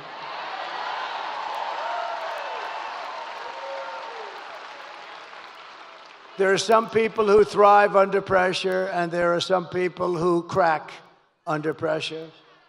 If Kamala can't handle an interview with Joe Rogan, then she can't handle the presidency of the United States, can she? She will get completely overwhelmed, meltdown, and millions of people will die. No, we can't have this. It's not a charity event running for president or being president. This is an election for the biggest and toughest job in the history of the world. There's no job tougher, bigger, more important. We can change the whole world, and for the positive, for the positive. Do you want to lose your life savings because we put a weak and ineffective person in the White House? Do you want to lose your job and maybe your house and pension because Kamala has the economic understanding of a mere child? And would you trust Kamala Harris to talk Russia or China out of a war? I don't think so. In fact, they tried that, 3 days before Russia invaded Ukraine, right? They tried it. She went and she met with a lot of people, and right after she came back, they invaded. Good job, Kamala. Would have never happened if I was president. Would have never happened. Nothing is more dangerous than to give immense power to a very weak and incompetent person with an extremely low IQ. At the end of the day, you need to ask yourself, can you afford to put someone this incompetent in charge of the United States of America? On top of it all, Kamala says she would not do one thing differently from Joe Biden. Think of this. Right track, wrong track. She's wrong track almost 90% of the time, the both of them. And yet she says nothing different. Please take a look. Would you have done something differently than President Biden during the past 4 years? There is not a thing that comes to mind. I stood there on the tarmac watching you check your watch. The chaotic and deadly U.S. evacuation from Afghanistan stunned Americans and the world and cost the lives of 13 U.S. soldiers. Would you have done something differently? There is not a thing that comes to mind. More than 13,000 illegal immigrants convicted of murder have been caught at the border and then released into the United States. An Afghan national is in custody today after being accused of plotting an election day terrorist attack. The suspect entered the U.S. on a special immigrant visa. Gut-wrenching new details in the murder of Georgia nursing student Laken Riley. The illegal immigrant suspect, who cops say committed the heinous murder, is a Venezuelan national who crossed the unsecured southern border back in 2022. 2 men investigators say are in the country illegally from Venezuela are charged with capital murder in the death of Jocelyn Nungaray. A fifth illegal immigrant accused of attacking 2 New York City police officers over the weekend showed no remorse or regret. Would you have done something differently? There is not a thing that comes to mind. Only 18% say the economy is in excellent or good condition. US inflation has hit a new 40-year high, increasing by 9.1% over the financial year. Authorities saying Train de Aragua, which has been linked with more than 100 criminal investigations here in the U.S., has now been found operating its criminal enterprise in apartment complexes. Were you the last person in the room? Yes.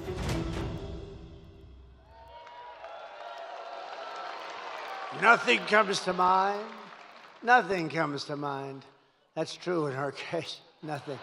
And it never will. If you want to end this disaster, this horrible trip that we're on, get out and vote. Tuesday, just get out and vote.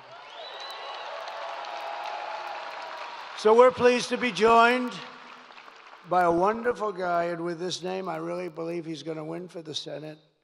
Hung Cao. Do you know who Hung Cao is? Where is he? Come here. Come here. You're doing a great job. You're doing a great job.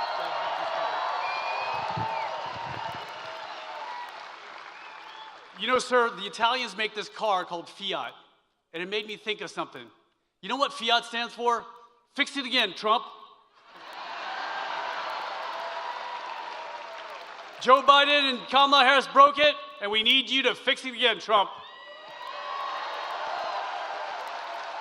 Virginians, look to your left and look to your right. These are your American brothers and sisters. These are people I fought and bled for. These are people that President Trump took a bullet for.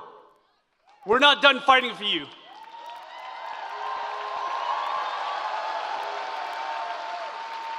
So on Tuesday, when we go out, unlike the left, we're not going to vote for the hatred of one man. We're going to vote for the love of God, for the love of family, and love of country.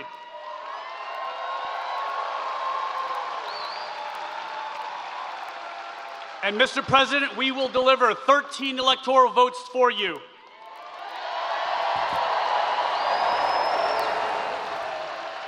And I'll stand by your side as the next U.S. Senator from the Commonwealth of Virginia, because we need you to fix it again, Trump.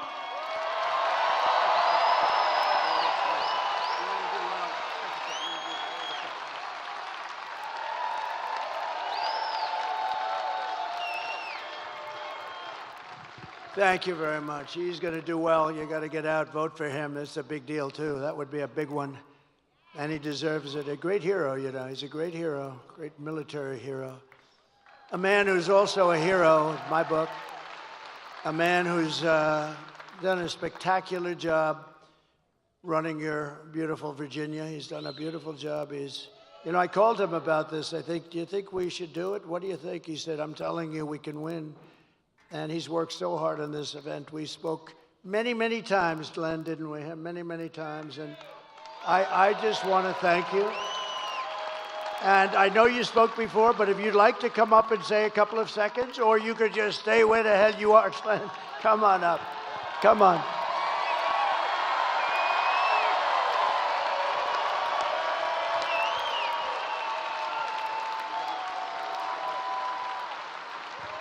Come on, Virginia. We had the greatest economy in the world, and Kamala Harris and Joe Biden broke it, and Donald Trump will fix it. We had the most secure border in the history of America, and Kamala Harris broke it, and Donald Trump will fix it. We had no wars. We didn't have war in Ukraine. We didn't have war in the Middle East, and China was not threatening Taiwan. Kamala Harris and Joe Biden broke it. Donald Trump will. My friends, America needs Donald Trump. Let's go win Virginia.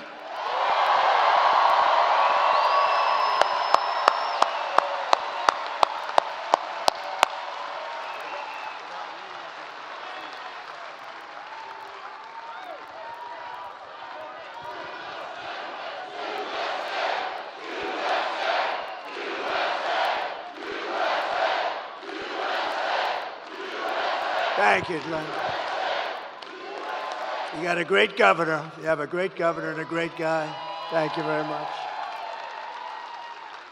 Also with us, Lieutenant Governor Winsome Sears, Lieutenant Governor. Thank you very much. Great honor to have you. Thank you very much. Your Attorney General, Jason. Where's Jason? What a job, Jason. What a job you're doing. Thank you, Jason. Good job. Good victory we had, too, huh? Had a big victory on the voting. That was at the Supreme Court. That was a good victory. Wow. Also, members of Congress, friends of mine, warriors, are always fighting and winning. We win a lot in Congress. Ben Klein and Morgan Griffith, thank you very much. And congressional candidate John McGuire. John, thank you very much, John. Good luck. And a special guy who's really doing a job, Rich Anderson, Virginia GOP chairman. Thank you, Rich. Good job. What do you think, Rich? We're going to make it? You're going to win here? Huh? You better work. We got to. Good job. Thank you, Rich, very much. And we have RNC Chair Michael Whatley is here. Michael Whatley, what a job he did. He's doing a job. Thank you, Michael. You know, Michael was the head of the GOP in a place called North Carolina, and we won it easily, and there was no theft. He had 601 lawyers working. I said, that's the guy I like for this. And I said, you don't have to worry about the votes, just worry about the theft. And that's all I had, because we got plenty of votes. We got so many votes, but we want more. Michael, say hello, please. Just raise that beautiful hand. Thank you very much. He's doing a great job. And one of the greatest entrepreneurs in America, Mr. Steve Witkoff. He's a great gentleman. Thank you, Steve, wherever you may be. Thank you, Steve. Most generous guy. But here are the facts. Kamala is a radical left Marxist, rated even worse than crazy Bernie Sanders himself. Even worse than Pocahontas, I would say. Kamala destroyed our economy. She was an original creator of defund the police movement. Anybody that wants even defund the police for 1 day, 1 second is not worthy of being president of the United States. Kamala vowed to abolish ICE. She pledged to confiscate your guns and endorsed a total ban on handgun ownership. She wants to confiscate. She will confiscate your guns. Would anybody in the room or anybody outside, you have 25,000 people outside. I wish I could show them. Can we show them? Is there a way? Because they are outside. And, I mean, they are the greatest people. We got 25,000. Is there anybody here that would like to give up their gun to Kamala? She even called for free sex changes for illegal aliens in detention at taxpayer expense. And perhaps worst of all, she never worked at McDonald's. Can you believe it? A liar. She's a liar. In conclusion, with your vote this November, we are going to fire Kamala, and we're going to save America. We will cut your taxes, end inflation, slash your prices, raise your wages, and bring thousands of factories back to America and back to Virginia. We're going to get them here for you, Glenn. You're going to have so many factories, you're going to say, please, Mr. President, we can't handle it anymore. We have too many jobs. He's going to come to Washington with hung. He's going to bring hung cow, and they're going to say, we have to see the president. And they're going to say, Mr. President, Virginia cannot handle so much business. We cannot handle it. You're getting too many companies wanting to come in. It's too much. I'll say, I'm sorry, Glenn. I want them to keep coming. Anyway, thank you, Glenn, for doing a job. This was a great thing. What a great job you did. This is really, really great.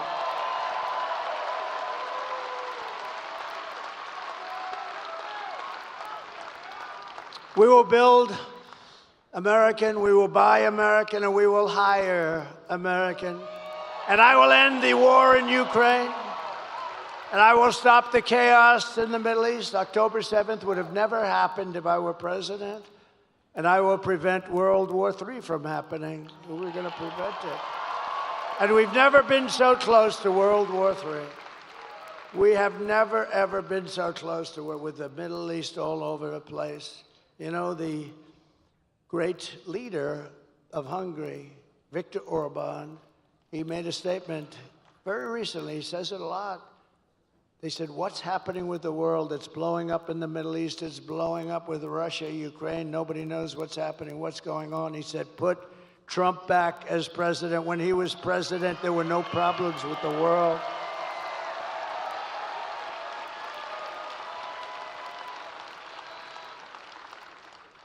We will crush violent crime and give our police the support, protection, resources, and respect they so dearly deserve. And we will strengthen and modernize our military. I rebuilt our entire military. Then we gave a nice chunk of it to Afghanistan. How'd you like that? What a horrible time. I think it was the lowest point in the history of our country. 13 dead soldiers. I got to know their parents and relatives a lot, really well. They wouldn't even call them, they've never gotten one call from Kamala or Crooked Joe. Never got a call. Think of it. We left billions of dollars of equipment behind. They had a parade the other day. Wasn't that nice, showing our equipment that they got from the stupid American leader? They had a parade, yeah, through their main boulevard, showing brand new armored vehicles, brand new tanks, brand new goggles, you know? Thank you.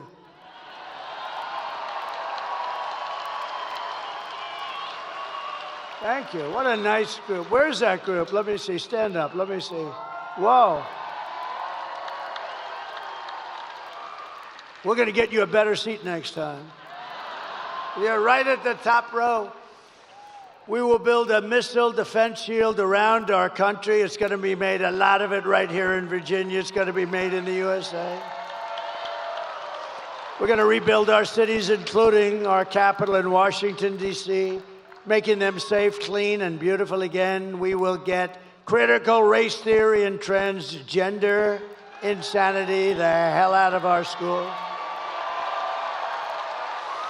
And we will teach our children to love our country, to honor our history, and to always respect our great American flag. I will defend religious liberty.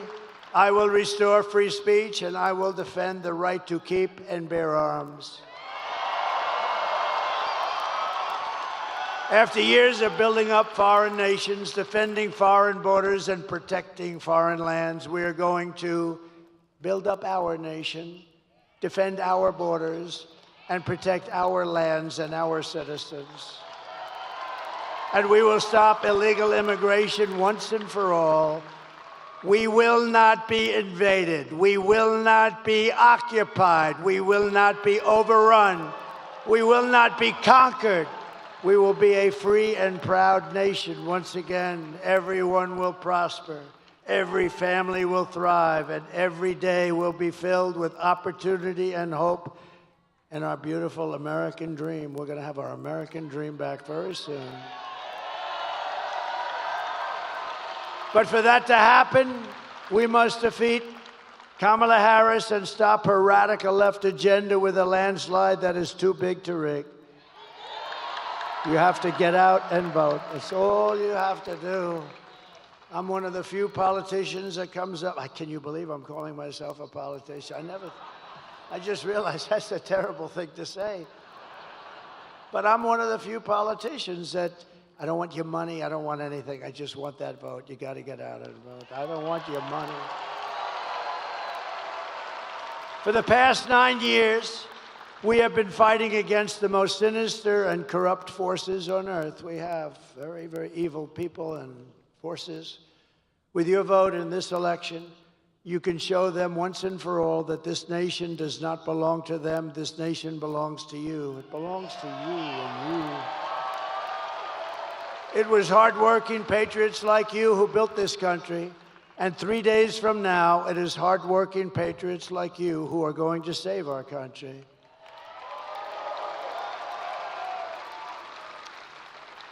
After all we have been through together, we stand on the verge of the 4 greatest years in American history. They will be great years, and we're starting from so far behind, but they will be great years. With your help, from now until Election Day, 4 days, even less, we will restore America's promise, and we will take back the nation that we love. We are one family, one people, and one glorious nation under God. We will never give in, we will never give up, we will never back down, and we will never, ever surrender. Together, we will fight, fight, fight, and we will win, win, win. Thank you. We will win, win, win. Thank you. Thank you very much. November 5th will be the most important day in the history of our country, and together we will make America powerful again. We will make America wealthy again. We will make America healthy again. We will make America strong again. We will make America proud again. We will make America safe again. And we will make America great again. Thank you, Virginia. Thank you very much. Thank you. God bless you all. God bless you. Thank you. Thank you, Virginia.